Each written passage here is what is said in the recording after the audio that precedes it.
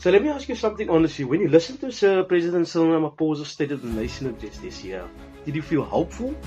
Or did you feel like you've heard this movie before? Because every year we hear about progress, we hear about plans, we hear about turning the corner, but when we step outside our homes, we still deal with crime, we still deal with unemployment, potholes and power cuts.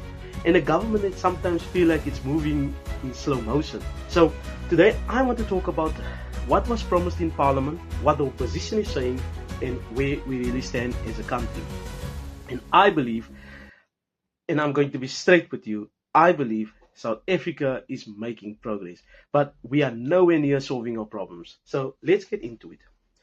During the parliamentary debate, after the State of the Nation address, parties like the African National Congress and the Economic Freedom Fighters were in a heated head-to-head. Today, Mr. President, we have been sent to deliver a simple message to you, one that the praise singers have no courage to tell you.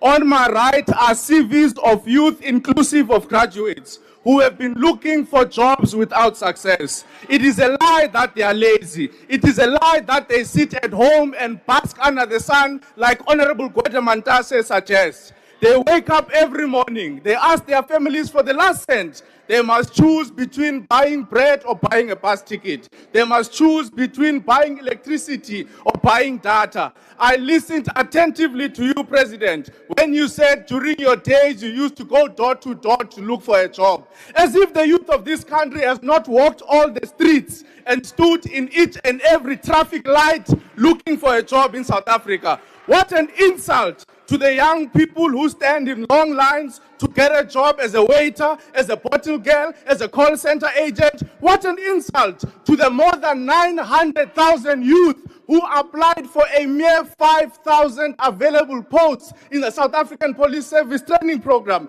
What an insult to the unemployed doctors, the young educators and teachers who have spent many years equipping themselves to serve this nation. Why do you brag to us about going door to door during your time? Do you know how many young people in this country have sleepless nights, depressed, anxious, refreshing their emails, refreshing their spam emails, trying to look for that one positive email out of the 100 interviews that they participated in that particular week?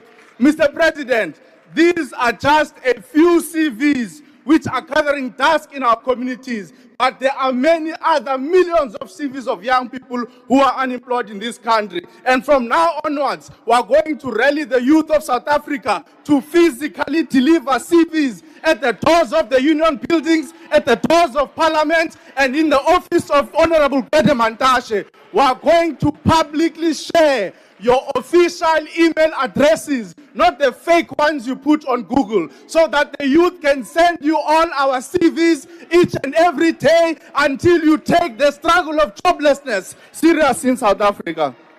On my left, Mr. President, this box carries the cases of students who have completed all their academic qualifications or requirements, but universities are withholding their degrees because they owe the university debt. Why do you withhold the degree of a student that owes you money? Because it is the very degree that must be the key that unlocks employment opportunities for them to be able to have a monthly income.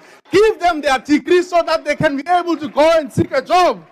We want to take this opportunity, President, to tell you that these boxes are very heavy. They are heavy with disappointment, they are heavy with anger, they are heavy with hunger, they are heavy with the false hope and the fake dreams that you have been selling the youth of South Africa. The ANC defended government's progress, but the EFF and other opposition parties questioned whether that progress is actually felt by ordinary people. Now, the president spoke about economic growth, infrastructure, stabilizing electricity supply, and creating job initiatives. Now, on paper, there are improvements. Load shedding is not as severe as it was 2 years ago. Some infrastructure projects are moving, and investment conferences are attracting. So that is progress. But now let's compare that to reality. Unemployment is still extremely high, especially for young people, and many small businesses are struggling. Crime is still a daily fear in communities. Service delivery protests are not disappearing, and trust in politicians remains low. So here's the real question. Are we improving fast enough? Because progress that moves too slowly feels like no progress at all when you're unemployed. When your municipality can't fix basic issues, when your electricity bill it goes up, but your service doesn't improve. Now, in Parliament, the debate became heated. Opposition parties became accused the government of recycling promises, and government MPs insisted that rebuilding a economy takes time. And honestly, both sides have a point. We cannot ignore that rebuilding takes time, but at the same time, voters are tired of hearing "give us more time," and that tension was very clear in the debate. Now, let's be clear. I am not one of those who says nothing is happening. That's not true. But there are signs of stability compared to the chaos of a few years ago. But stability is not the same as success. We are not nearly as close to solving unemployment. We are not nearly as close to fixing local government, and we are not nearly close to making people feel safe in their communities. And here's what frustrates me personally.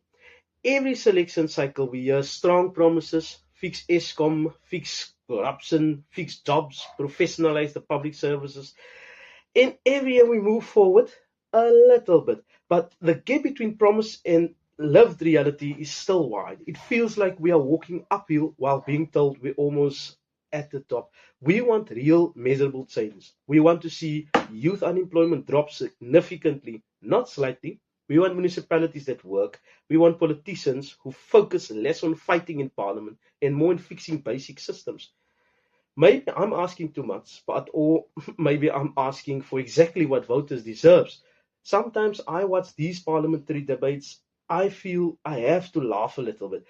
Not because it's funny, but because you don't if you don't laugh, you'll just stress yourself out.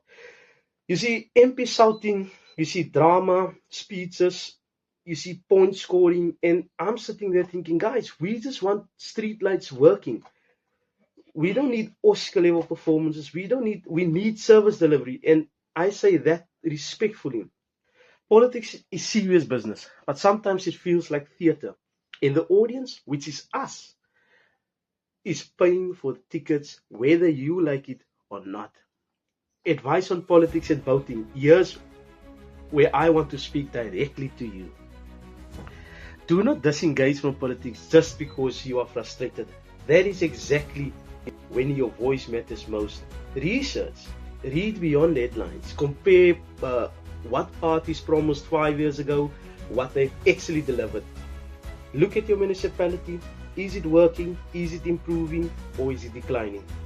Vote based on performance, not personality. Hold leaders accountable, regardless of which party they belong to. If you support a party, that doesn't mean you defend their failures. It means that you demand better from them.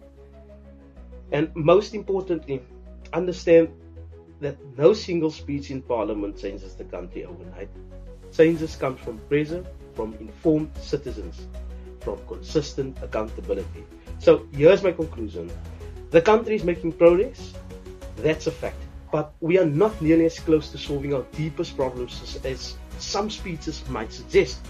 The parliamentary debate showed us something important. There is energy, there is disagreement, there is accountability happening in public. But now the real question is, will that debate translate into real change in your community? Because at the end of the day, politics is not about speeches, it's about results. Let me know what you think. Do you feel like there is progress, or are you still waiting for it to reach your doorstep? Stay informed, stay critical, and most importantly, vote wisely.